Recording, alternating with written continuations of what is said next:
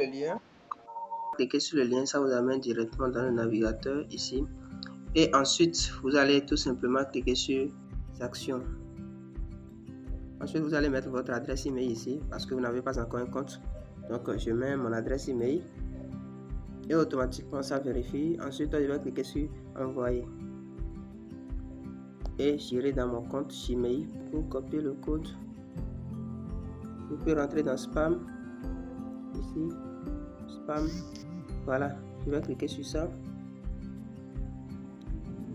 Ensuite, je vais copier, je vais faire appel pour copier. Je rentre dans mon compte, je vais coller le code ici.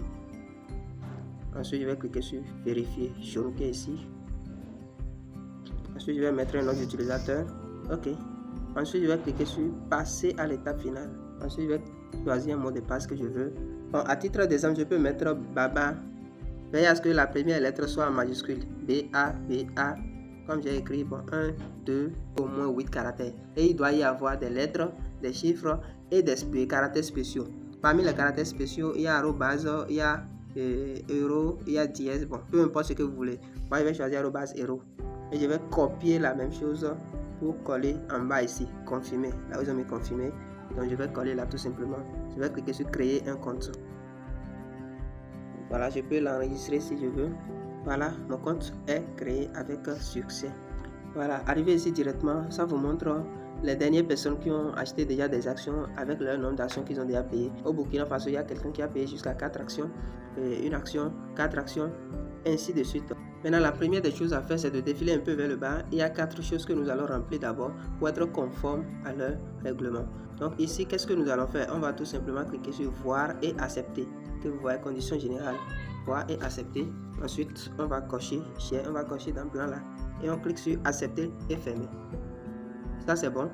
En bas, on fait aussi la même chose, voir et accepter, on coche. En bas, voir et accepter, on coche.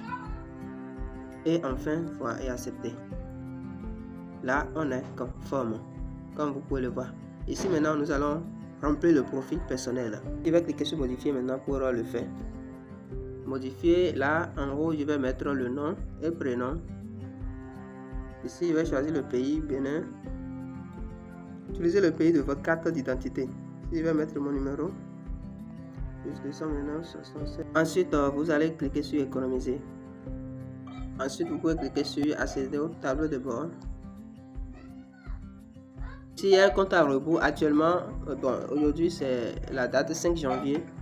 D'ici quelques heures, le prix actuel qui est à 15 $ d'une action passera à 20 $. Ensuite, il est important de faire la vérification du KYC. Donc, pour le faire, vous cliquez tout simplement sur vérification. Et ensuite, vous allez cliquer sur démarrer la vérification du KYC. Là, il y a déjà vos informations qui sont saisies automatiquement. Vous allez remplir le reste. Ici, la date, le mois, l'année de votre naissance. Ici, la nationalité. Est déjà là. Là où ils ont mis passeport, vous cliquez pour sélectionner carte d'identité. Le numéro de votre pièce d'identité, vous mettez ici. Et ensuite, vous cliquez sur suivant. Une fois que tout est bon, je clique sur suivant.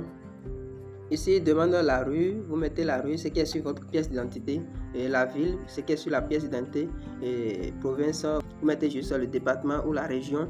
Ici, code postal, vous pouvez mettre un chiffre que vous voulez. Et ensuite, vous cliquez sur vérification. Ensuite, vous cliquez sur vérification. Ensuite, vous allez charger votre pièce d'identité ici. En deuxième position, ici, vous allez charger là où vous avez gardé votre carte d'identité en main et vous prenez selfie. Vous veillez à ce que les écritures de la carte d'identité dans selfie là ne soient pas renversées. Vous cliquez tout simplement sur charger. En troisième position, ici, vous allez charger un justificatif de votre résidence. Vous pouvez mettre une attestation de résidence ou bien une facture d'électricité, de gaz, d'eau, ainsi de suite. Peu importe ce que vous avez pour justifier votre résidence. Vous mettez tout simplement ici, là où vous avez mis choisir un fichier. Et quand vous aurez mis les 3 documents, vous allez tout simplement cliquer sur vérification. Pour ceux qui n'ont pas aussi un justificatif, si vous êtes au Bénin par exemple, au niveau de la vérification du document, vous pouvez mettre carte biométrique ou l'ancienne carte d'identité nationale. Et ensuite, au niveau des justificatifs, vous allez saisir les informations qui sont sur votre carte TP. Et ensuite, c'est la carte TP que vous allez choisir ici. Ça, c'est pour ceux qui n'ont pas une attestation de résidence. Une fois que tout est déjà OK, comme vous pouvez le voir, je vais cliquer sur vérification. Ensuite, je vais cocher, j'ai accepté, je consens.